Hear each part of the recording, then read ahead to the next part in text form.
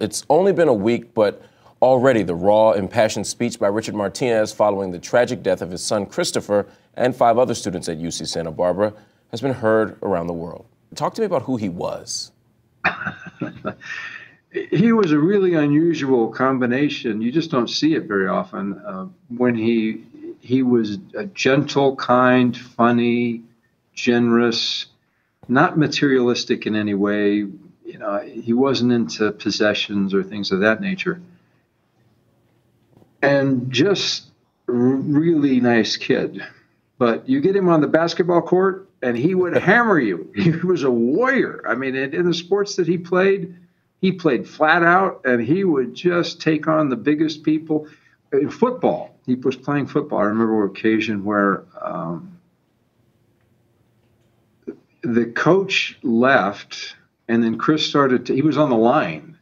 It was when he was first started playing football.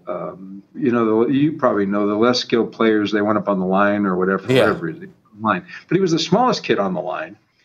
And when the coach left, he took over and started telling the other ones what to do. And then one of the bigger kids started to object. He said, "Who put you in charge?" And then the biggest kid on the line said, and I was there, the biggest kid on the line said, "No, Chris is in charge." Wow. And that ended it. And then the rest of them just continued to follow his instructions. So, he was a leader by example. People knew that he was, at the memorial service, which is coming up, he knew so many people as a result of his sports activities, but he was not only competitive in sports, he was competitive in academics. He did not like it when his friends scored higher on tests than he did.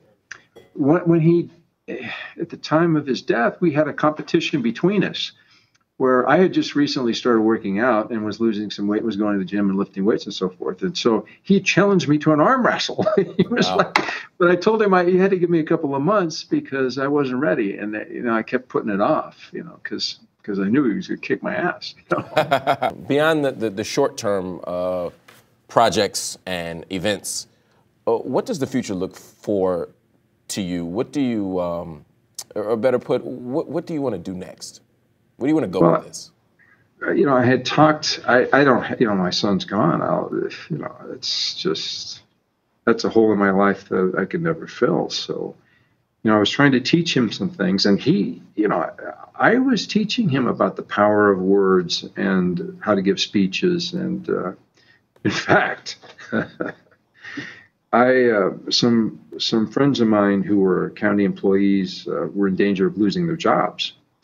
And they came to me and said, "We have to give a presentation before the Board of Supervisors in order to preserve our jobs. And we know that you're really good about giving speeches and whatnot. And we've written these speeches. We'd like you to look at them." So I went home and I thought, well, I'll give Chris a shot at it. So I gave them to him. He rewrote them, and I maybe changed 3 words in 2 things. And they went on. They put them on television.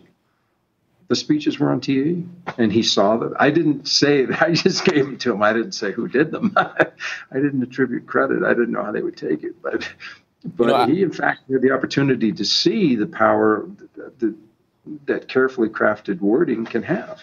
Absolutely. I see your face light up as you talk about your son, and I can imagine that it's only matched by the pain you feel with this extraordinary loss.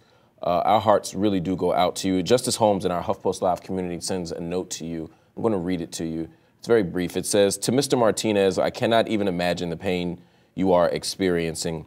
My heart and my thoughts go out to you.